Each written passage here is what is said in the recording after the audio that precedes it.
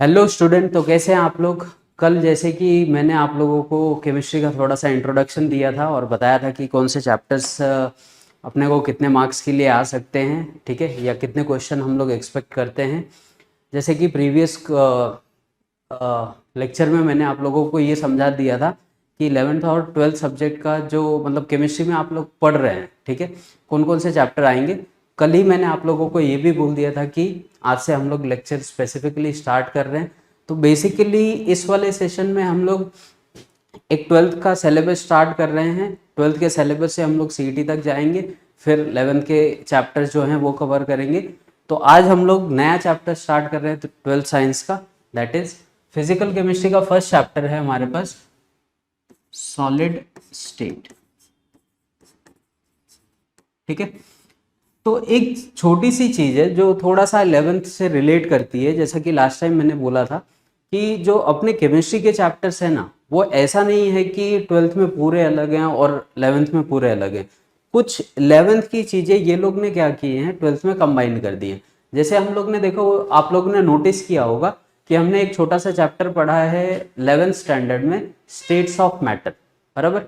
तो थोड़ा सा मैं वो स्टेट्स ऑफ मैटर रिवाइज कर दे रहा हूँ यहाँ पे, फिर हम लोग सॉलिड स्टेट को कंटिन्यू करेंगे। स्टेट्स ऑफ मैटर अगर हम लोग चैप्टर देखें तो बेसिकली ये जो तुम्हारा स्टेट्स ऑफ मैटर है ये 11th का चैप्टर है, बराबर।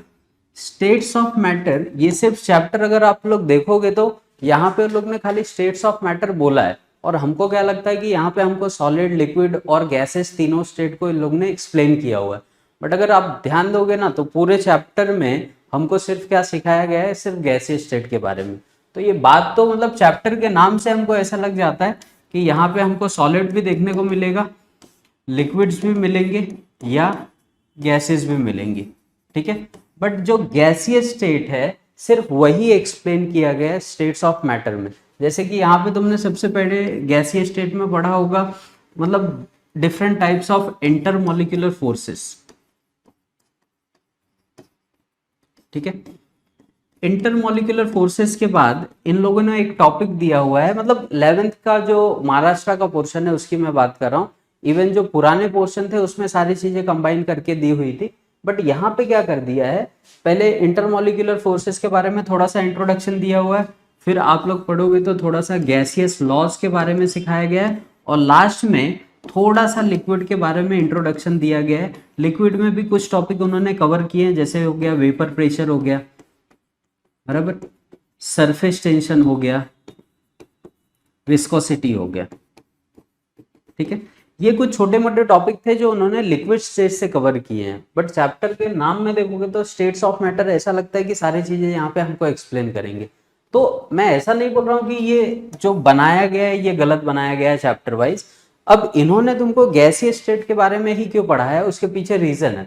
क्योंकि जैसे ही हम लोग 12th में एंटर करते हैं ना, 12th में सबसे पहले चैप्टर तुमको मिलता है सॉलिड स्टेट। इसके जस्ट बाद वाला चैप्टर अगर हम लोग देखेंगे तो सॉल्यूशंस अपने को देखने को मिलता है।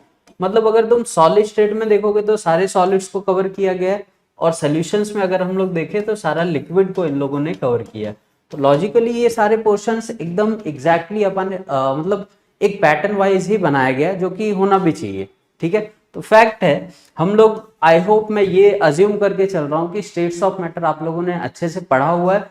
तो बेसिकली हम लोग यहाँ पे क्या स्टार्ट करने वाले, सॉलिड स्टेट, ठीक है। तो मेजर एक सिंपल सा क्वेश्चन पूछता हूँ, आप लोग अगर एक्सप्लेन कर सको तो और अच्छी बात है। तो मान लो अगर मैं आपको बोलूं कि मुझे ये बताओ कि सॉलिड, लिक्विड और गैस में तीनों स्टेट में मेजर डिफरेंस क्या है।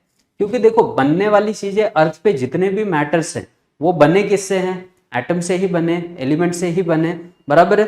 तो ऐसी क्या चीजें हैं कि कुछ चीजें ऑर्डिनरी कंडीशन पे सॉलिड में है, कुछ लिक्विड में है और कुछ गैसेस में। ये भेदभाव क्यों है इनके बीच में, ठीक है। क्या ये भेदभाव भगवान ने दिया है क्या इनको, कि आज से तुझे ये श्राप देता हूं तो सॉलिड में एग्जिस्ट करेगा, तुझे ये श्राप देता हूं तो लिक्विड में एग्जिस्ट करेगा, तुझे ये श्राप देता हूं तो गैस में एग्जिस्ट करेगा। तो ऐसा कुछ नहीं है, बट स्टिल उनके बीच में कुछ तो ऐसा है जो उनके स्टेट को बदल दे रहा है, बराबर। तो किसी को इसका आंसर पता है क्या कि सॉलिड अलग क्यों है लिक्विड से, इवन लिक्विड अलग क्यों है गैसेस से, ठीक है। तो क्या ये इनके पिछले जन्म का पाप वाप तो नहीं है जो इनको ऐसे क्लासिफाई करके दे रहा है। तो आंसर बहुत लोग को पता भी होगा, और आंसर इसका क्या है, सिंपल सा, इनके बीच का इंटरमॉलिक्यूलर फोर्स जो हमने स्टेट्स ऑफ मैटर में पढ़ा है। तो जनरली अगर हम लोग मैटर्स को देखें तो मैटर हमारे पास तीन टाइप के हैं।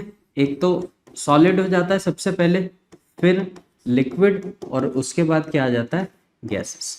ठीक है, कुछ और भी स्टेट्स होते हैं, प्लाज्मा व्लाज्मा बोलते हैं फिजिक्स वाले, उससे अपना लेना देना नहीं है। फिलहाल हमारा जो चैप्टर है या अर्थ पे जो चीजें पॉसिबल है हम लोग उसमें डील करने वाले हैं, बराबर। तो सबसे पहले सॉलिड, फिर लिक्विड, और उसके बाद क्या आ गया हमारे पास, गैसेस। ठीक है, तो इंटरमॉलिक्यूलर चीज क्या है, इंटरमॉलिक्यूलर फोर्स क्या होते हैं। सपोज करो कि अपने पास ऐसे दो एटम्स हैं, ठीक है, या मल्टीपल एटम्स हैं ऐसे, इनके बीच का जो फोर्स ऑफ अट्रैक्शन होता है, दैट इज, अगर ये कोई पर्टिकुलर मॉलिक्यूल है तो इसी मॉलिक्यूल के फोर्स को हम लोग क्या बोलते हैं, इंटरमॉलिक्यूलर फोर्स, बराबर। अब अगर हम लोग सॉलिड में देखें तो सॉलिड में जनरली क्या होता है कि जो एटम्स या मॉलिक्यूल होते हैं वो काफी क्लोज्ड होते हैं एक दूसरे से, मतलब तुमको एज अ जॉइनिंग दिखेगी, मतलब उनके बीच में कोई ना कोई भी स्पेस अपने को देखने को नहीं मिलता है। तो अगर मैं सॉलिड ड्रॉ करूं तो इसके जो स्पेसिफिक एटम होंगे वो एक दूसरे से ऐसे क्लोज्ड होंगे काफी ज्यादा। ठीक है, तो इनके बीच में जो इंटरमॉलिक्यूलर फोर्स ऑफ अट्रैक्शन काम कर रहा है उसी को मैंने क्या नाम दिया, इंटरमॉलिक्यूलर फोर्स। तो तुम एक सिंपल सा डिफाइन कर सकते हो। अगर मान लो कोई तुमको बोलता है कि मुझे सबसे पहले ये बताओ कि सॉलिड, लिक्विड और गैस में फर्क क्या है, तो हम लोग सिंपल सा उसको क्या बोलेंगे कि सॉलिड जो भी सब्सटेंस होते हैं उनके बीच के जो एटॉमिक फोर्सेस हैं और इंटरमॉलिक्यूलर फोर्सेस आर हाईएस्ट। सबसे ज्यादा किस में होगा, सॉलिड में होगा, उसके बाद लिक्विड में होंगे। लिक्विड में जनरली ये फोर्सेस क्या होते हैं, मॉडरेट होते हैं। मॉडरेट मतलब सॉलिड के कंपेयर में तो कम होंगे। ठीक है, तो अगर मैं गैस लिक्विड को एक्सप्लेन करूं तो जो इनके मॉलिक्यूल होंगे ना, इनमें भी इंटरमॉलिक्यूलर फोर्स ऑफ अट्रैक्शन होगा, बट इनके मॉलिक्यूल के बीच में कहीं ना कहीं हमको क्या देखने को मिलते हैं, गैप्स देखने को मिलते हैं, राइट। और इन्हीं गैप्स के वजह से इन इंटरमॉलिक्यूलर फोर्सेस को हम लोग क्या बोलते हैं, मॉडरेट। ठीक है, मतलब बहुत ज्यादा नहीं है, कंपेरेटिवली करना है। अगर मान लो कंपेयर करना है कि कौन सॉलिड में एग्जिस्ट करेगा, कौन लिक्विड में और कौन गैस में, तो हम लोग सिंपल सा आंसर देंगे कि ऐसे एटम या ऐसे molecule which exhibit greater intermolecular forces of attraction that will be exist in solid, correct. अगर मॉडरेट फोर्स है तो हो सकता है कि वो लिक्विड में एग्जिस्ट करे। बट अगर मैं गैसेस की बात करूं तो गैसेस में देखा है, अगर मैं एक कमरा है अपने पास, उस कमरे के किसी एक एंड पे परफ्यूम अगर तुम स्प्रे करो तो दूसरे वाले कॉर्नर पे वो अपने आप पहुंच जाएगा, उसको जबरदस्ती लेके जाने की जरूरत नहीं। इसका मतलब क्या है कि जैसे हमने गैस स्प्रे किया, उसमें से जो एटम्स निकले उनके आपस में बीच में कोई भी इंटरेक्शंस नहीं है, वो एक दूसरे से खुद दूर भागना चाहते हैं, बराबर। तो जितनी मतलब उनके पास पॉसिबिलिटी, वो जहां तक जा सकते हैं वहां तक वो मूव करेगा। क्लियर है। तो गैसेस के बीच में अगर मैं बोलूं, गैसेस के जो मॉलिक्यूल होते हैं या एटम होते हैं, इनके बीच में इंटरमॉलिक्यूलर फोर्स होता है क्या, ये क्वेश्चन अगर मैं सिंपल सा एक पूछूं आपसे कि क्या गैसेस में इंटरमॉलिक्यूलर फोर्सेस प्रेजेंट होते हैं, तो इसमें बहुत लोग अपनी अपनी अलग राय देते हैं। राय मतलब कुछ लोग बोलेंगे कि नहीं होते हैं, ठीक है। तो अर्थ पे ऐसी कोई भी गैस नहीं है, इवन नोबल गैसेस भी नहीं है, जिनमें हम लोग नहीं बोल सकते कि इसमें इंटरमॉलिक्यूलर फोर्स है ही नहीं। ठीक है, होगा बट बहुत नेग्लिजिबल होगा। तो जैसे स्टेट्स ऑफ मैटर में हमने पढ़े ना इंटरमॉलिक्यूलर फोर्सेस, कौन कौन से पढ़े, dipole dipole, dipole induced dipole, ion dipole, hydrogen bonding, और एक तुमने पढ़ा होगा क्या, लंदन फोर्सेस। तो अगर किसी भी मॉलिक्यूल में थोड़ा डिटेल में अगर जाओगे लंदन फोर्सेस में से, तो तुमने देखा होगा कि दोनों भी अगर पोलर नॉन पोलर मॉलिक्यूल भी अगर हैं तो भी उनके बीच में कोई ना कोई फोर्स ऑफ अट्रैक्शन होता है due to their nucleus and their electron. The forces of attraction, suppose करो कि मैं बोलूं कि ये मॉलिक्यूल भी नॉन पोलर है, एक मेरे पास नॉन पोलर मॉलिक्यूल है और दूसरा भी अपने पास नॉन पोलर मॉलिक्यूल है। ठीक है, तो इनके बीच में कौन सा फोर्स ऑफ अट्रैक्शन काम करेगा। ठीक है, एक बार पोलर चीजें हैं तो हम लोग समझ सकते हैं कि इसके पास पॉजिटिव चार्ज है और इसके पास नेगेटिव चार्ज है, तो वो आपस में अट्रैक्ट हो सकते हैं। बट नॉन पोलर चीजें एक दूसरे की तरफ कैसे अट्रैक्ट होती हैं, तो जैसे अब मैं बोलूं कि नॉन पोलर एटम हो या मॉलिक्यूल हो, इसके पास न्यूक्लियस होगा, इसके पास इलेक्ट्रॉन होगा खुद का, यहाँ पे भी न्यूक्लियस और इलेक्ट्रॉन। एक पॉसिबिलिटी होती है ना कि अगर ये नेगेटिव चार्ज इसकी तरफ अट्रैक्ट हो जाए, इसके न्यूक्लियस की तरफ, और ये पॉजिटिव चार्ज इसके इलेक्ट्रॉन की तरफ अट्रैक्ट हो जाए। अब ऐसा होगा कब? एक ही सिचुएशन में पॉसिबल है कि अगर दो एटम काफी ज्यादा क्लोज आ जाए, बराबर। तो दो एटम अगर कभी ज्यादा क्लोज आ जाते हैं तो उनके बीच में ये फोर्सेस ऑफ इंटरेक्शन ऑब्जर्व किए जाते हैं। इसी चीज को अपन क्या बोलते हैं? London forces. ठीक है। तो किसी भी मॉलिक्यूल में, किसी भी एटम में अगर कोई भी टाइप का फोर्स नहीं है, फिर भी अगर उसको एक पर्टिकुलर डिस्टेंस पे लेके आया जाए तो भी वो अपने को लंडन फोर्सेस शो करने लगता है। और लंडन फोर्सेस भी क्या है? एक टाइप का इंटरमॉलिक्यूलर फोर्स है। तो अर्थ पे हम ऐसे नहीं बोल सकते कि किसी मॉलिक्यूल के बीच में इंटरमॉलिक्यूलर फोर्स है ही नहीं। ठीक है, होगा, बट क्या होगा? नेग्लिजिबल होगा, कम होगा, जिसको तुम इग्नोर कर सकते हो अपने कैलकुलेशंस में। ठीक है। तो बेसिकली सॉलिड मतलब हुआ क्या? ऐसे एटम या ऐसे मॉलिक्यूल जो क्या हो, एक दूसरे से काफी क्लोज्ड लगे हों, उनको हम लोग सॉलिड बोलेंगे। Which has the greater intermolecular force comparing to liquid and gases. Clear हुआ? तो सॉलिड अपने को यहां तक समझ में आ गया कि सॉलिड है क्या चीज। अब जो हमारा चैप्टर है वो डील करता है किसमें? पूरा का पूरा हम लोग सिर्फ क्या पढ़ने वाले? सॉलिड स्टेट के बारे में। अब यहाँ पे ना तो अपने को लिक्विड के बारे में कुछ इंफॉर्मेशन दी जाएगी और ना ही गैसियस के बारे में। तो ओवरऑल जो स्टडी है वो सिर्फ किसके रिलेटेड होगा? Solid state. तो सॉलिड स्टेट को मैं एकदम अच्छे से एक्सप्लेन कर देता हूं पहले से कि कितने तरह से हम लोग इनको क्लासिफाई कर सकते हैं। सॉलिड स्टेट का क्लासिफिकेशन कितना होगा, मतलब पूरे चैप्टर में हम लोग कितना पढ़ लें कि मेरा सॉलिड स्टेट का क्लासिफिकेशन एटलीस्ट खत्म हो जाए। ठीक है। तो सबसे पहले आती है सॉलिड की डेफिनेशन। अगर मैं तुमको बोलूं कि सॉलिड को हम डिफाइन कैसे करें, how will you define solid? एक सॉलिड क्या होता है? मतलब अगर तुम्हारे सराउंडिंग में देखा जाए तो जो एक रबर है, बराबर, ये वॉच के जो रबर बैंड वगैरह है ये भी रबर है। ठीक है। तो दिखने में तो ये भी सॉलिड है।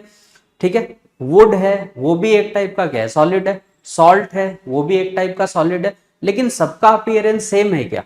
हर लोग, मतलब हर एक सॉलिड पर्टिकुलर क्या करता है? अलग बिहेवियर शो करता है। डायमंड तुम्हारा क्रिस्टल जैसा दिखेगा, शाइनिंग सरफेस होगा उसका। बाकी वुड भी एक टाइप का सॉलिड है, बट वो अपने को शाइनिंग सरफेस नहीं देता है। ठीक है। मतलब कहीं ना कहीं इनके बीच में कुछ ना कुछ डिस्टिंग्विश है जो अपने को इस चैप्टर में कवर करना है। ठीक है। तो सॉलिड का डेफिनेशन क्या होगा? सबसे पहले ये आ जाता है, how will you define solid? ठीक है।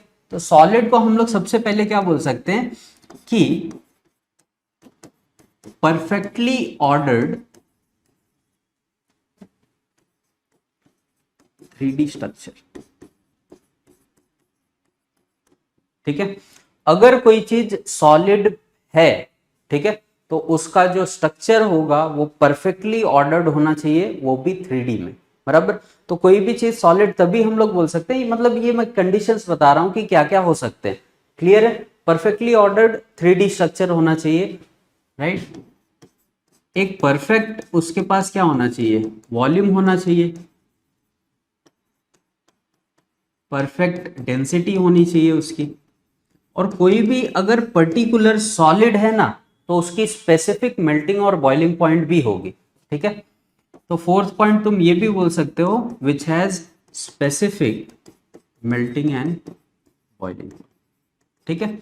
मतलब अगर जैसे मैं सॉल्ट उठा लूं तो सॉल्ट एक टाइप का क्रिस्टलाइन सॉलिड है, बराबर। मैं यहां से अपने इंडिया से थोड़ा सा सॉल्ट लेके आऊं NaCl का, और अमेरिका से अगर लेके आऊं NaCl, तो क्या दोनों की मेल्टिंग पॉइंट बॉइलिंग पॉइंट अलग हो जाएगी क्या? तो आंसर है नहीं। ठीक है। दोनों की मेल्टिंग और बॉइलिंग पॉइंट क्या होगी? सेम होगी, एग्जैक्टली सेम होगी। क्यों सेम होगी? क्योंकि उनका मॉलिक्यूलर फॉर्मूला सेम है, सेम वॉल्यूम है, सेम डेंसिटी है, और परफेक्टली ऑर्डर्ड 3D स्ट्रक्चर में वो एग्जिस्ट करेगा। ठीक है। तो सॉलिड अगर कोई डेफिनेशन बोलता है तो वो परफेक्टली ऑर्डर्ड 3D स्ट्रक्चर जिसका प्रॉपर शेप है, साइज है, मास है, वॉल्यूम है, डेंसिटी है, परफेक्ट एकदम sharp melting and boiling point है, that is defined as a solid. तो ये सिंपल सा सॉलिड का डेफिनेशन हो जाता है जो हम लोग कहीं पे भी मेंशन कर सकते हैं, बराबर। अब सॉलिड पे अगर देखा जाए तो सॉलिड के कैरेक्टर्स क्या होंगे?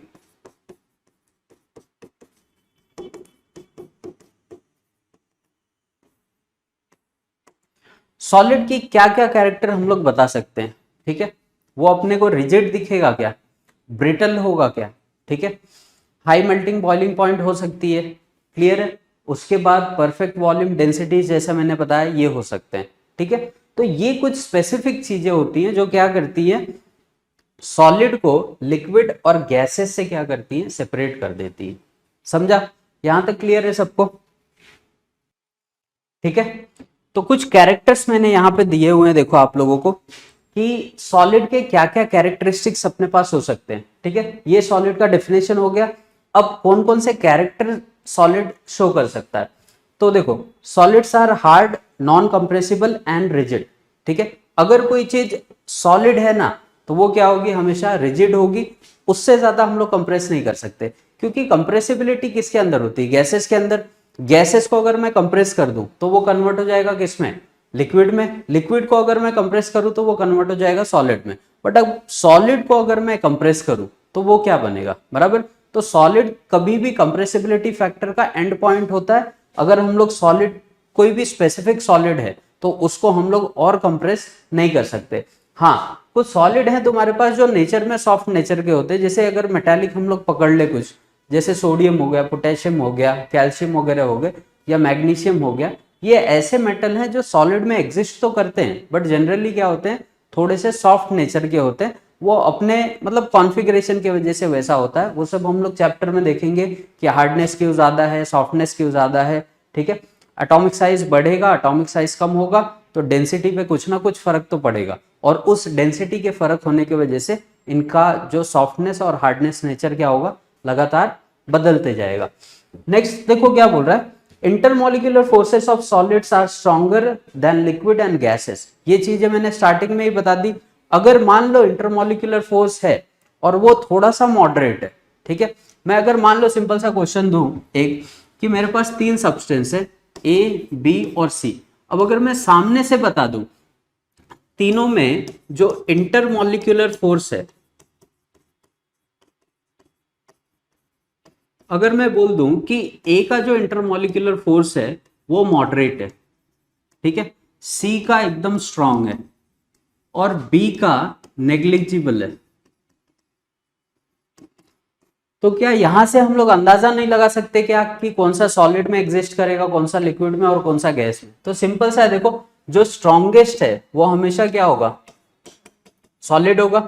जो मॉडरेट है वो किस में एग्जिस्ट करेगा, लिक्विड में। और जो नेग्लिजिबल है, बराबर, वो किस में आ जाएंगे, गैसेस। क्लियर हुआ? तो solid, liquid and gas simple सा क्लासिफाई किए जाते हैं उनके इंटरमोलिकुलर फोर्सेस के बेस पे। नेक्स्ट प्रॉपर्टी क्या बोल रहा है, the particle present in the solid state are stationary. ठीक है, अभी स्टार्टिंग में मैंने क्या बोला, इंटरमोलिकुलर फोर्स सॉलिड में क्या होता है, बहुत ज्यादा होता है। ठीक है, तो अगर जैसे मान लीजिए कि यहाँ पे एक हम लोग सॉलिड स्टेट बनाते हैं, अभी ये एटम है और यहाँ पे है ऐसे एटम्स का अरेंजमेंट है यहाँ पे। ठीक है, यहाँ पे अगर एटम ऐसे अरेंज्ड है, इनके बीच में एकदम स्ट्रॉन्ग इंटरमोलिकुलर फोर्स काम कर रहा है, तो क्या ये एटम मूव कर सकते हैं क्या अपने जगह से? नहीं कर सकते, सीधी सी बात है। इवन यही चीज अगर हम लोग लिक्विड या गैसेस में देखें तो यहाँ पे हमको डिफरेंस देखने को मिल जाता है इनके बीच में। तो ये एटम एक बार मूव कर सकता है। तो जनरली ये वर्ड तुमने सुना भी होगा, एक स्टेशनरी फेस और एक मूविंग फेस, या मूविंग फेस को ही हम लोग क्या बोलते हैं, मोबाइल फेस। तो गैसेस में अगर कोई एटम एग्जिस्ट कर रहा है तो वो एटम मूव कर सकता है अगर वो गैसियस फॉर्म में है तो। ठीक है, तो गैसेस और लिक्विड जो होते हैं वो जनरली मोबाइल फेस में एग्जिस्ट करते हैं, जबकि तुम्हारा सॉलिड किस में एग्जिस्ट करता है, मतलब स्टेशनरी फेज में होगा, ये कभी भी मूव नहीं करेगा। मूव नहीं करेगा तो इसी चीज को हम लोग क्या बोलते हैं, स्टेशनरी है, रुका हुआ है एक जगह पे। लास्ट पॉइंट क्या बोल रहा है, due to high intermolecular forces, due to high intermolecular forces they exhibit high melting point. Melting point starting में ही मैंने बताया कि ये क्या होते हैं, एकदम स्ट्रांगली एक दूसरे से बॉन्डेड होते हैं। अब स्ट्रांगली बॉन्डेड होंगे तो जब इसको हीट करोगे तो पहले वो फोर्स टूटेगा, तब जाके इसके एटम्स मेल्ट होना स्टार्ट होंगे। तो स्ट्रॉन्ग इंटरमोलिकुलर फोर्सेस एक बड़ा रीजन है इनके हाई मेल्टिंग पॉइंट का या बॉइलिंग पॉइंट का बोल सकते हो। क्लियर हुआ? तो कभी कभी अपने को बोर्ड वगैरह में ये कैरेक्टर्स वो लोग स्पेसिफिकली पूछते हैं, इस पे क्वेश्चंस भी आ चुके हैं बोर्ड्स में, right the characteristics of solid state. तो हम लोग अपने हिसाब से ये 3-4 पॉइंट उनको एक्सप्लेन कर सकते हैं। तो नेक्स्ट चलते हैं हम लोग क्लासिफिकेशन ऑफ सॉलिड। अगर मुझे एक सॉलिड दिया हुआ है तो उसको हम लोग क्लासिफाई कैसे कर सकते हैं वो देखते हैं। तो अगर क्लासिफिकेशन बोला जा रहा है, देखो अब नेक्स्ट हमारा क्वेश्चन यही बनता है, क्लासिफिकेशन ऑफ सॉलिड। ठीक है, सॉलिड को हम क्लासिफाई कैसे करें, अलग अलग टाइप से कैसे देखें। अब जैसे मैंने स्टार्टिंग में बताया कि हमारे सराउंडिंग में अलग अलग टाइप के सॉलिड्स प्रेजेंट होते हैं, तो हमें कैसे पता चलेगा कि कौन सा सॉलिड कौन से टाइप का है, बराबर। तो बेसिकली जो सॉलिड होता है ना, वो 2 पार्ट में डिवाइड होता है मेजरली। अगर इसको मैं क्लासिफाई करूं तो एक हो जाते हैं हमारे पास क्या, क्रिस्टलाइन सॉलिड, ठीक है। दूसरे हमारे पास हो जाते हैं एमॉर्फस सॉलिड, ठीक है। अब 2 ही टाइप के मेजर सॉलिड होंगे, वेदर वो क्या हो सकता है, क्रिस्टलाइन हो सकता है या फिर एमॉर्फस हो सकता है। अब ये क्रिस्टलाइन और एमॉर्फस अपने को बार बार देखने की जरूरत नहीं है, हम लोग देख के भी पहचान सकते हैं कि कौन सा एमॉर्फस है और कौन सा क्रिस्टलाइन है। जनरली अगर मैं बोलूं जैसे वुड वगैरह है, वुड हो गया, रबर हो गया, करेक्ट है, वो सब किस में आ जाएंगे, कोई भी चीज का पाउडर फॉर्म हो गया वो हमेशा किस में आ जाएगा, एमॉर्फस सॉलिड में।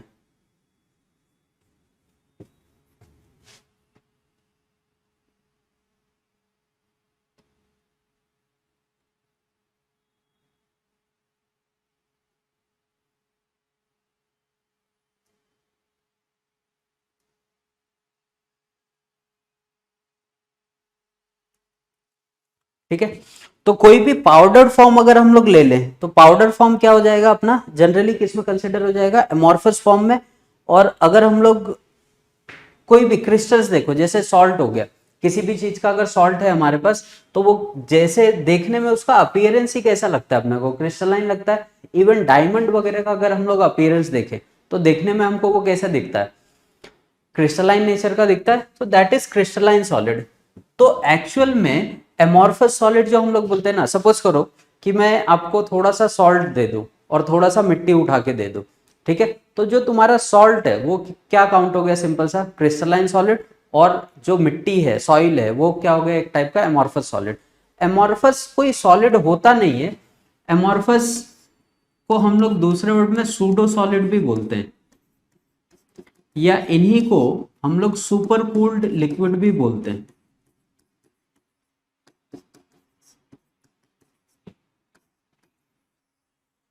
क्लियर हुआ? तो सूडो वर्ड जनरली फिजिक्स को रिलेट करता है, देखा होगा कि ऐसी चीजें जो सिर्फ अपने आप को दिखा रही हैं, अपना अपीयरेंस शो कर रही हैं सॉलिड जैसे, बट उनके अंदर सॉलिड की कोई भी प्रॉपर्टी नहीं है, that are amorphous solid.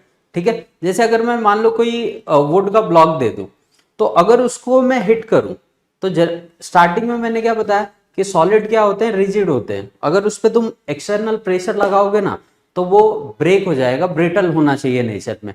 But अगर वुड का ब्लॉक दे दूं या रबर का ब्लॉक में दे दूं, उस पर अगर मैं प्रेशर लगाऊं तो वो अपने साइज को बदलने लगता है, बराबर है। तो ये क्या चीज है, ये सॉलिड के डेफिनेशन पे अप्लाई होती ही नहीं है। तो जनरली ऐसे सॉलिड्स जो रिजिड नहीं है या जो अपना स्ट्रक्चर चेंज करते हैं बाय अप्लाइंग एक्सटर्नल इन्फ्लुएंस, उनको हम लोग क्या बोलते हैं, एमॉर्फस सॉलिड। तो सॉइल हो गया, ठीक है, किसी भी चीज का पाउडर फॉर्म हो गया, या अगर पकड़ लो रबर हो गया, ठीक है, या कोई भी प्लास्टिक वगैरह हो गया, ये सब किस में आ जाएंगे, एमॉर्फस सॉलिड में आ जाएंगे। क्रिस्टलाइन, ये क्रिस्टल फॉर्म में अपने को दिखेगा, मतलब ये खुद अपीयरेंस ही कैसा शो करता है अपने को, क्रिस्टलाइन। और यही रीजन है कि क्रिस्टलाइन सॉलिड को हम लोग दूसरे वर्ड में क्या बोलते हैं, ट्रू सॉलिड। ठीक है, तो मेजरली जो अपने पास सॉलिड है वो या तो क्रिस्टलाइन हो सकता है या तो एमॉर्फस हो सकता है। ठीक है, मैं 3-4 एग्जांपल दे रहा हूं, आप लोग बताओ इसमें से कौन सा क्रिस्टलाइन होगा, कौन सा एमॉर्फस होगा। जैसे अगर मैं बोलूं डायमंड, तो किस में आ गया, क्रिस्टलाइन में आ गया। ठीक है, नेक्स्ट अगर मैं बोलता हूं कि मेरे पास कोई प्लास्टिक है, तो किस में चला गया, एमॉर्फस में। मैं बोलूँ NaCl पड़ा है मेरे पास, तो किस में आ गया, ठीक है, क्रिस्टलाइन सॉलिड में। कोई रबर है, कोई प्लास्टिक है, कोई सॉइल है, कोई भी पाउडर फॉर्म है, दैट इज एमॉर्फस सॉलिड। तो तुम एमॉर्फस को बोल सकते हो कि वो कोई स्पेसिफिक टाइप का सॉलिड नहीं होता है, खाली अपनी आइडेंटिटी को एक्सप्लेन करता है कि हाँ भाई मैं भी सॉलिड हूँ। क्लियर हुआ? अब ये चैप्टर डील किस में करता है, सॉलिड नेचर में। तो जो सूडो सॉलिड है इसके आगे इसकी बात हम लोग नहीं करेंगे। इसके बाद मैं थोड़ा सा डिफरेंस भी लिख के दे दूंगा एमॉर्फस सॉलिड का और क्रिस्टलाइन सॉलिड का। बट फिलहाल ये जो चैप्टर है अपने को 12th में, वो एमॉर्फस सॉलिड में डील नहीं करता है। मतलब एमॉर्फस यहाँ पे एक बार वर्ड आया, इसके बाद चैप्टर में ये वर्ड अपने को देखने को नहीं मिलने वाला है। अब क्रिस्टलाइन सॉलिड जो हैं इनको आगे हम लोग डिवाइड करते हैं 4 अलग अलग टाइप से। इसमें सबसे पहले आ जाता है मॉलिक्यूलर सॉलिड, दूसरे इसमें आ जाएंगे आयनिक सॉलिड, ठीक है, थर्ड इसमें आ जाएगा कोवेलेंट सॉलिड, और फोर्थ इसमें आ जाते हैं मेटेलिक सॉलिड। ठीक है, तो इस पूरे चैप्टर में मैं आप लोगों को नोट्स वगैरह भी देते चलूंगा कि जो प्रॉपरली अगर नोट्स बनाना चाहते हैं तो यहाँ से नोट्स भी ले लीजिए और आराम से मतलब बोर्ड्स वगैरह के लिए और सीईटी के लिए इजीली प्रिपेयर कर सकते हैं। ठीक है, अब मेजरली सॉलिड 2 टाइप के हो सकते हैं, क्रिस्टलाइन हो सकता है या फिर एमॉर्फस हो सकता है। अगेन क्रिस्टलाइन 4 टाइप से डिवाइड होता है, वेदर वो मॉलिक्यूलर सॉलिड हो सकता है, आयनिक सॉलिड हो सकता है, कोवेलेंट सॉलिड हो सकता है या मेटालिक सॉलिड हो सकता है। अब एग्जाम में देखोगे तो जो मॉलिक्यूलर सॉलिड है ये फर्दर 3 तरीके से डिवाइड हम लोग करते हैं। इसमें एक आ जाता है पोलर मॉलिक्यूलर सॉलिड,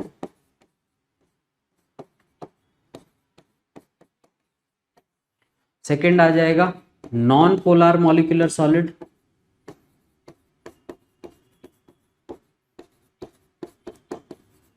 थर्ड हमारे पास आ जाता है हाइड्रोजन बॉन्डेड मॉलिक्यूलर सॉलिड।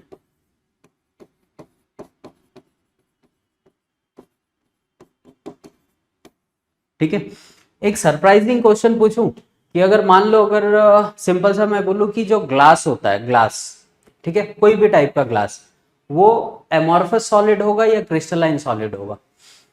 तो ये क्वेश्चन मैं पिछले जितने दिनों से पढ़ा रहा हूँ, लगभग 8-10 साल से स्टूडेंट को जब भी पूछता हूँ ना कि ग्लास एमॉर्फस सॉलिड है या क्रिस्टलाइन सॉलिड है, तो मुझे आंसर मिलता है कि ग्लास एक क्रिस्टलाइन सॉलिड है, जबकि ऐसा बिल्कुल भी नहीं है। ग्लास जो होता है वो क्रिस्टलाइन अपीयरेंस शो करता है। ठीक है, देखने में वो तुमको क्रिस्टल जैसा लगेगा बट वो क्रिस्टलाइन नहीं होगा, वो क्या होता है, एमॉर्फस होता है। तो अगर एग्जाम्पल्स हम लोग लिख रहे हैं तो एमॉर्फस के एग्जाम्पल ध्यान में रख लो, जैसे वुड हो गया, ठीक है, दूसरा कोई सॉइल मिक्सचर हो गया, ठीक है, थर्ड अगर मैं बोलूँ कोई भी प्लास्टिक वगैरह हम लोग देखते हैं, फोर्थ जैसे रबर वगैरह हो गए, ठीक है, फिफ्थ ग्लास को तो इसमें इंक्लूड करके रखो, क्योंकि मैंने देखा है मैक्सिमम टाइम सीईटी में मल्टीपल चॉइस आया हुआ है which of the following is a amorphous और क्रिस्टलाइन सॉलिड। तो बच्चे क्रिस्टलाइन देख लेते हैं और नीचे ग्लास देख लेते हैं तो ग्लास पे टिक करके आ जाते हैं और ये हर टाइम गलत हो जाता है। ठीक है, तो ग्लास एक टाइप का क्या है, एमॉर्फस सॉलिड है। इसके पीछे का मैं रीजन भी बताता हूं कि ऐसा क्यों है। अभी ग्लास की डिस्कवरी अगर मैं जाऊं, थोड़ा सा डिस्कवरी पे जाऊं, तो ग्लास डिस्कवर कहाँ पे हुआ है, ये 9-10 के अपने टेक्स्ट बुक में होता था कि जो पहले लोग ट्रैवल करते थे, पहले के टाइम पे फ्लिपकार्ट अमेजोन तो थे नहीं अपने पास डिलीवरी के लिए, तो ये लोग क्या करते थे, मतलब भर भर के सामान एक दूसरे से, एक देश से दूसरे देश में जाते थे, बराबर है। तो जाते टाइम जो रेगिस्तान वगैरह पड़ते हैं, जो डेजर्ट वगैरह पड़ते हैं, वहां पे जब ये लोग रुकते थे तो लगभग 100, 150, 200 लोग रुकते थे, तो ये एक ही जगह पे खाना वाना बनाते थे। ठीक है, तो खाना वाना जब बनाते थे तो लोग क्या करते थे, मतलब अब बड़े लोग, मतलब ज्यादा लोग हैं तो उनके लिए खाना भी ज्यादा बनेगा, तो ये लोग high amount of heat generate करते थे वहां पे, वो चारकोल से पकड़ लो, वुड से पकड़ लो, किससे भी हाई अमाउंट ऑफ, जब ये डेजर्ट में हीट जनरेट करते थे तो उस हीट के वजह से जो अपना डेजर्ट होता है उसमें सिलिकॉन प्रेजेंट होता है, बहुत से टाइप के मेटल ऑक्साइड प्रेजेंट होते हैं, वो उसका मिक्सचर होता है। और जब ये हीट उसको मिलती थी तो वो क्या होता था, हीट से उन्होंने देखा कि उनको एक ट्रांसपेरेंट मटेरियल बन के आ रहा है। तो बाद में लोगों ने जब उस पर रिसर्च की तो पता चला कि वो चीज क्या है, ग्लास है। सॉलिड की डेफिनेशन क्या है कि उसका एक प्रॉपर स्पेसिफिक मॉलिक्यूलर फॉर्मूला होगा। ग्लास के पास उसका कोई स्पेसिफिक मॉलिक्यूलर फॉर्मूला नहीं है। उसमें तुम सिलिकेट ऐड कर सकते हो, सोडियम ऑक्साइड ऐड कर सकते हो, मैग्नीशियम ऑक्साइड, कुछ भी ऐड करते जाओ। इवन ट्रांजिशन मेटल के जो ऑक्साइड होते हैं उनको भी अगर हम लोग ऐड कर देना, जो कि किए भी जाते हैं ग्लास बनाने के लिए, मतलब एक स्पेसिफिक कलर देने के लिए हम लोग क्या करते हैं, DNF ब्लॉक के जो मेटल के ऑक्साइड है वो यूज करते हैं ग्लास में। तो जब किसी भी चीज का एक प्रॉपर मॉलिक्यूलर फॉर्मूला नहीं है तो हर एक ग्लास क्या करेगा, क्या उसकी मेल्टिंग पॉइंट सेम होगी क्या? तो आंसर है नहीं। क्या उसकी बॉइलिंग पॉइंट सेम होगी क्या? नहीं। तो क्या उसका प्रॉपर स्ट्रक्चर होगा? नहीं। तो जब वो सॉलिड की डेफिनेशन को फॉलो ही नहीं करता है तो हम लोग उसको सॉलिड कैसे बोल सकते हैं, या क्रिस्टलाइन सॉलिड कैसे बोल सकते हो? बराबर है। तो ग्लास एक टाइप का क्या होता है, तुम्हारा एमॉर्फस सॉलिड होता है। और इस पे नोट लिखने के लिए भी आता है कि ग्लास एमॉर्फस सॉलिड क्यों है, या right a note on glass. और ये क्वेश्चन बोर्ड्स में आए हुए हैं, बहुत बार मैंने स्पेसिफाई भी किया हुआ है। तो glass is an amorphous solid. बहुत सिंपल सा एग्जांपल बताता हूं। वो जो अपनी सरकारी बसेस होती है ना, कभी उस पर बैठना देखना कि जो पुरानी बसेस होंगी उनका जो विंडो होता है ना, उसका विंडो आगे की तरफ स्लिप नहीं करता या खसकता नहीं, बहुत ताकत लगानी पड़ती है। तो उसके पीछे क्या रीजन है, क्या लगता है? ऐसा क्या रीजन है कि नई बसेस के जो ग्लास होते हैं वो इजीली मूव करते हैं, बट पुरानी वाले को अपने को बहुत प्रेशर लगाना पड़ता है, ऐसा? ठीक है। तो ग्लास जो होता है ना, पुरानी बसेस में क्या होता है कि जो ग्लासेस होते हैं, ऐसे मान लो ये विंडो पे ग्लास लगी हुई है, अब ग्लास में उसके एटम्स हैं, ठीक है। तो जब ग्लास नया होता है तो उसके एटम्स प्रॉपरली अरेंज होते हैं। लेकिन अब वही ग्लास 10 साल 15 साल जब पुराना हो जाता है तो इसके एटम्स जो हैं वो नीचे की तरफ मूव करने लगते हैं और इसके बॉटम को लगातार क्या करते हैं, थिक करने लगते हैं, मोटा कर देते हैं। तो जब इसकी थिकनेस बढ़ती है तो वो जो उसका ये बना था खिसकने के लिए, वो उसमें मूव नहीं कर पाता है। इसकी थिकनेस बढ़ जाती है ना यहाँ पे, तो थिकनेस के बढ़ने की वजह से वो आगे मूव नहीं करता है। तो दैट इज, मैं जस्ट एक्सप्लेन कर रहा हूँ कि ग्लास को एमॉर्फस सॉलिड हम बोल क्यों रहे हैं, ठीक है। तो आगे वैसे इस चैप्टर में एमॉर्फस सॉलिड से अपना कोई भी लेना देना नहीं है, ठीक है। क्रिस्टलाइन को या तो क्रिस्टलाइन सॉलिड बोलो या तो ट्रू सॉलिड बोलो। अब अगेन ये डिवाइड हो जाएगा किसमें, मॉलिक्यूलर सॉलिड, आयनिक सॉलिड, कोवेलेंट सॉलिड और मेटालिक सॉलिड, ठीक है। यहाँ पे अलग अलग चीजें हैं। तो धीरे धीरे मैं क्लासिफिकेशन भी करते जाऊंगा चैप्टर का, और धीरे धीरे चीजें हम लोग एक्सप्लेन करते हुए चैप्टर में आगे बढ़ते जाएंगे। तो मैं नेक्स्ट आपको क्रिस्टलाइन और एमॉर्फस का एक डिफरेंस दे देता हूं, तो थोड़ा सा अपने को इजी पड़ जाएगा। क्लासिफिकेशन का स्क्रीनशॉट वगैरह चाहिए होगा तो लेके रखो, फिर इसका डिफरेंस बताता हूं मैं। तो जैसा कि मैंने बोला, देखो यहाँ पे हम लोग क्या देख रहे हैं, डिस्टिंग्विश बिटवीन सॉलिड, मतलब एक अपने पास क्या हो जाते हैं, क्रिस्टलाइन सॉलिड हो गए, दूसरे एमॉर्फस सॉलिड। तो दोनों में मेजर डिफरेंस क्या है, और ये बोर्ड्स के क्वेश्चंस हैं, बार बार आए हुए हैं बोर्ड्स में, कि हम लोग सॉलिड और क्रिस्टलाइन सॉलिड और एमॉर्फस सॉलिड को डिस्टिंग्विश कैसे करें। तो फर्स्ट पॉइंट देखो, it is a homogeneous solid in which constituent atom particle ion are arranged in definite repeating pattern। मैंने जैसा स्टार्टिंग में बोला कि सॉलिड स्टेट में क्या होगा कि जो एटम है वो एक रिपीटिंग पैटर्न में क्या होंगे, एडेड होंगे, एक स्पेसिफिक स्ट्रक्चर बनाएंगे। बट वो स्ट्रक्चर अपने को यहाँ पे स्पेसिफिकली मिलेगा क्या? तो आंसर है नहीं। A substance that appear as a solid but do not have well developed perfectly ordered structure. बराबर है। यहाँ पे जो तुम्हारा स्ट्रक्चर होगा वो कभी भी परफेक्टली ऑर्डर्ड नहीं होगा। Next, the intermolecular forces in the crystalline solid are maximum. बराबर, कि जो एटम आयन आपस में जुड़े हुए हैं उनके बीच का इंटरमोलिकुलर फोर्स भी क्या होना चाहिए, हाईएस्ट होना चाहिए। तो जो क्रिस्टलाइन सॉलिड होते हैं उनके अंदर, क्रिस्टलाइन सॉलिड क्या होते हैं, ट्रू सॉलिड होते हैं, और ट्रू सॉलिड में ये चीजें हमेशा क्या होंगी, हाईएस्ट होंगी। They have week intermolecular forces. अब इनके अंदर इंटरमोलिकुलर फोर्सेस एक्चुअल में स्पेसिफाई नहीं होते, कहीं पे ज्यादा कहीं पे कम, रैंडम अरेंजमेंट देखने को मिलेगा। थर्ड पॉइंट देखो, crystalline solids are made up of unit cell in a specific repeating pattern. अब कोई भी चीज अगर स्पेसिफिक है, किसी चीजों को जोड़ जोड़ के उसको बनाया गया है, तो कहीं ना कहीं उसका जो स्मॉलेस्ट पार्ट होगा उसी को हम लोग क्या बोलते हैं, यूनिट सेल। अब ये जो टॉपिक है सॉलिड स्टेट का, ये मोस्ट इंपॉर्टेंट टॉपिक है। पूरा चैप्टर हमारा यूनिट सेल पे चलेगा। किसी भी क्रिस्टलाइन सॉलिड का जो स्मॉलेस्ट पार्ट होगा उसी को हम लोग क्या बोलेंगे, यूनिट सेल। अब इसको दिमाग में बैठा के रखो, ये वर्ड जो है ये बार बार अपने को पूरे चैप्टर में हमेशा रिवाइज होगा। मैं अगर बोलूं सिंपल सा तो 80% या 90% जो चैप्टर है तुम्हारा वो सिर्फ यूनिट सेल पे है। सारी चीजें में हमेशा अपने को यूनिट सेल ही आएगा, इस पे जो भी कैलकुलेशन है सब इस पे होंगे। They have random arrangement of atom, ion और पार्टिकल, बराबर। जो एटम अरेंजमेंट है पार्टिकल्स का वो रैंडम होगा, किसी भी डायरेक्शन में होगा, कुछ स्पेसिफाई नहीं होगा, तुम जज नहीं कर सकते कि इसके बाद ऐसा होने वाला है, कोई भी अरेंजमेंट देखने को मिलेगा, दैट इज एमॉर्फस सॉलिड। ठीक है, नेक्स्ट में देखो, repeating pattern and periodicity observe. Repeating pattern and periodicity, periodicity मतलब क्या होता है, एक पर्टिकुलर टाइम इंटरवल के बाद तुमको वही सेम अरेंजमेंट क्या होगा फिर से दिखेगा, फिर आगे जाओगे फिर वो अरेंजमेंट दिखेगा, बट यहाँ पे वैसा होगा क्या, नहीं।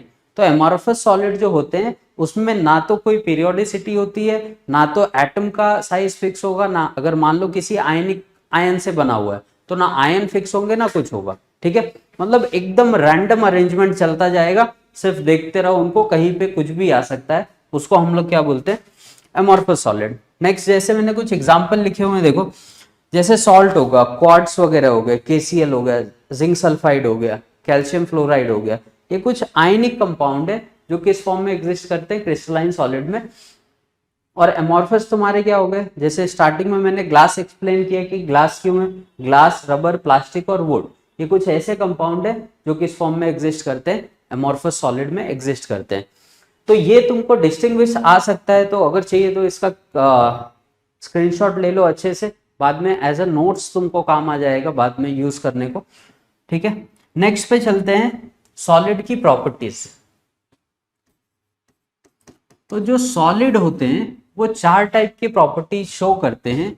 सबसे पहले आइसोमॉर्फिज्म, और दूसरा इसमें आ जाएगा पॉलीमॉर्फिज्म। ठीक है, नेक्स्ट इसमें एक प्रॉपर्टी आती है आइसोट्रॉपी, और दूसरी आ जाती है एन आइसोट्रॉपी।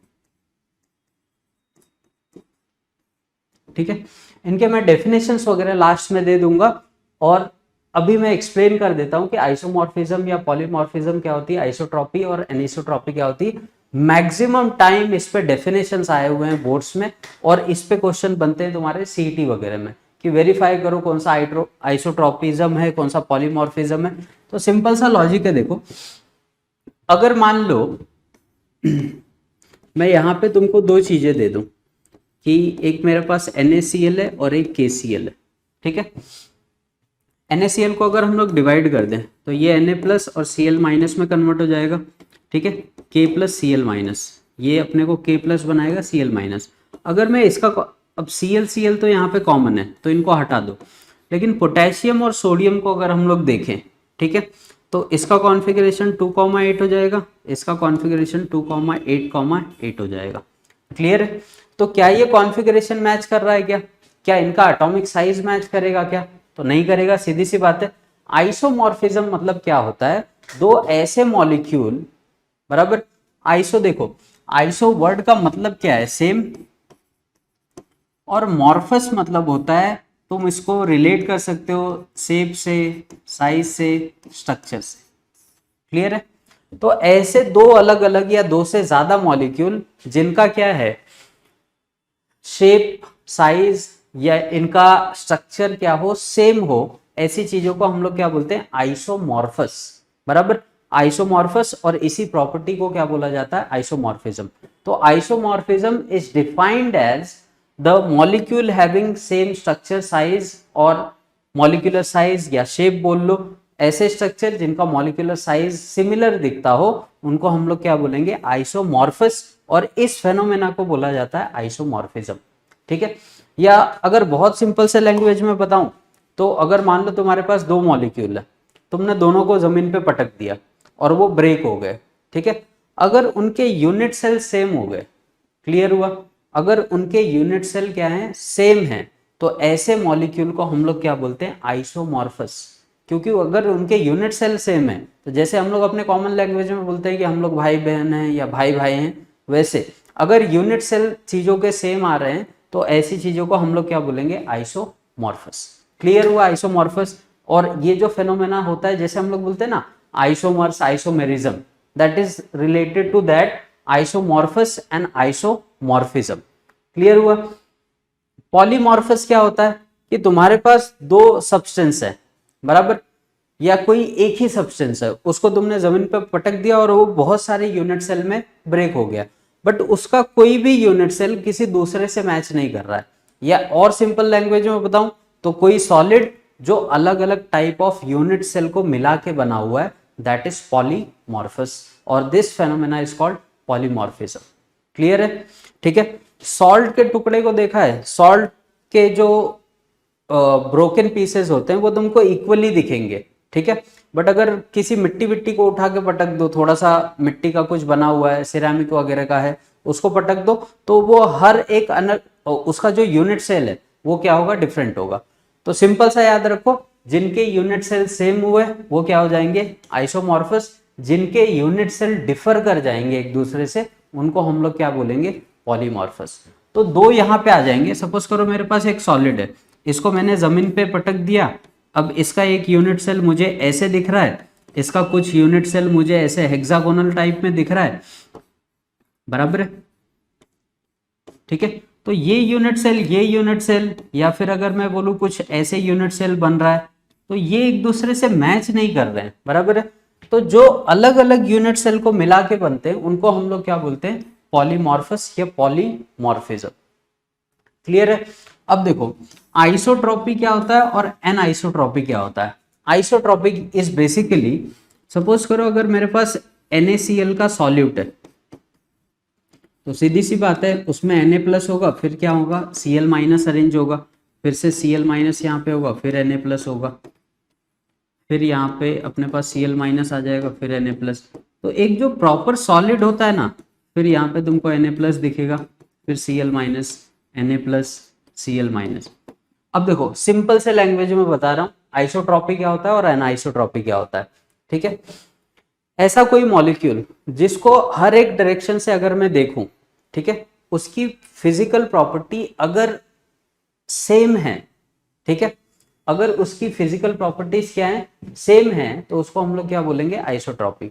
अगर अलग अलग है तो उसको हम लोग क्या बोलते हैं, एनाइसोट्रॉपी। क्लियर है? अब देखो अगर मैं इसको यहां से देखूं इस डायरेक्शन से, तो यहां से मुझे सिर्फ क्या दिखेंगे, Na+ के एटम्स दिखेंगे, राइट। इसको अगर मैं यहां से देखूं तो मुझे सिर्फ कौन से एटम्स दिखेंगे, Cl के। बट अगर इस चीज को मैं यहां से देखूं, बराबर, इस चीज को अगर मैं यहां से देखूं तो फिर देखो मेरे को रैंडम अरेंजमेंट देखने को मिल रहा है, Na+, Cl-, Na+, Cl-।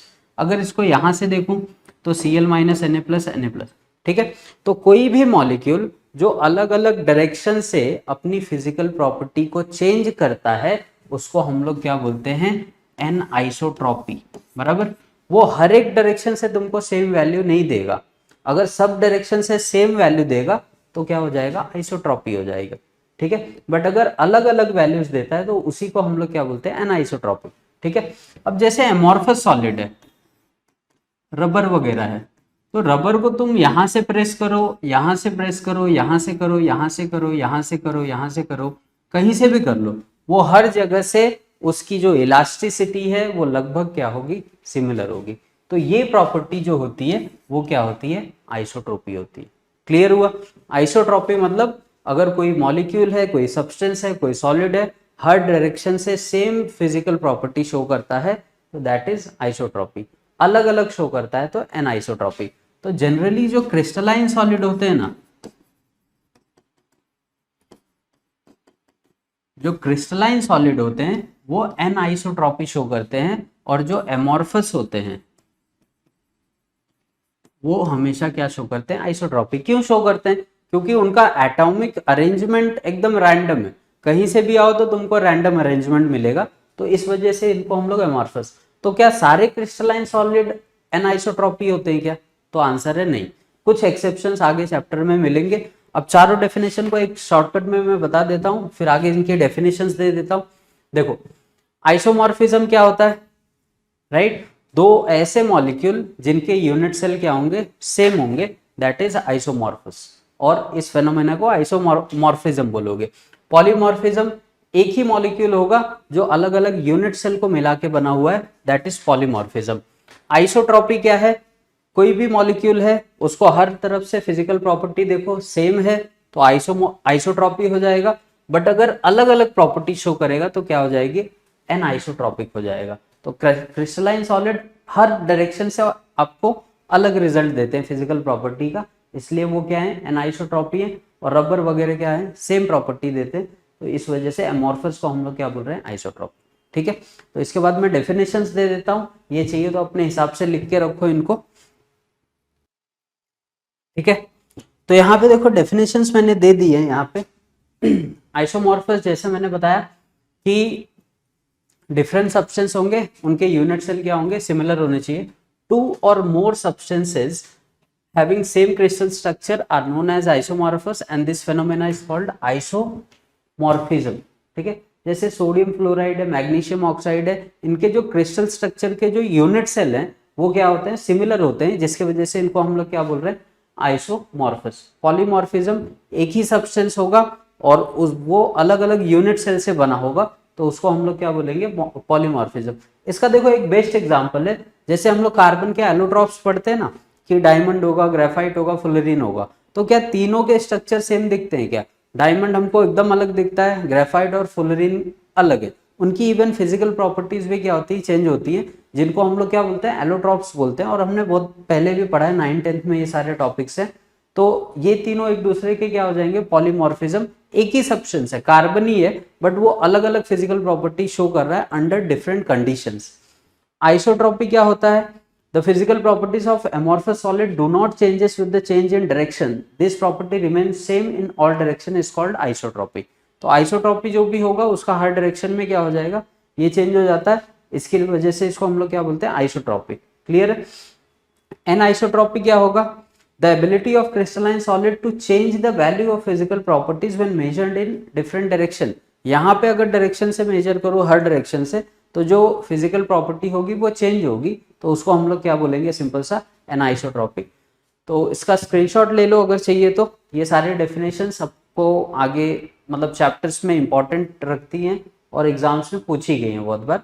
और बाकी ये चैप्टर आज हम लोग यहाँ मतलब ये लेक्चर यहाँ पे स्टॉप कर रहे हैं।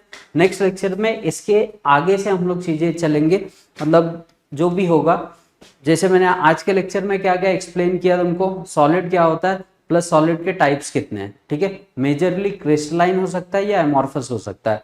पूरे चैप्टर में एमॉर्फस सॉलिड के बारे में अपने को नहीं पढ़ना है, क्यों? क्योंकि वो ट्रू सॉलिड नहीं होते। क्रिस्टलाइन सॉलिड का मैंने क्लासिफिकेशन दिया, मॉलिक्यूलर, आयनिक, कोवेलेंट और मेटालिक। ठीक है, नेक्स्ट लेक्चर में मैं उनको भी एक्सप्लेन करूंगा। प्लस आज के लेक्चर में मैंने ये भी बताया आपको कि ग्लास क्यों एमॉर्फस सॉलिड होता है, तो ग्लास को ध्यान में रखना, वो हमेशा किस में काउंटिंग में चलेगा, एमॉर्फस सॉलिड में चलेगा। प्लस इस चैप्टर में आगे न्यूमेरिकल्स वगैरह आएंगे, वो हम लोग नेक्स्ट लेक्चर से कंटिन्यू करेंगे। तो तब तक के लिए थैंक यू, नेक्स्ट बने रहिए हमारे साथ, आगे ये लेक्चर कंटिन्यू होगा और हम लोग चैप्टर वाइज ही चलने वाले हैं।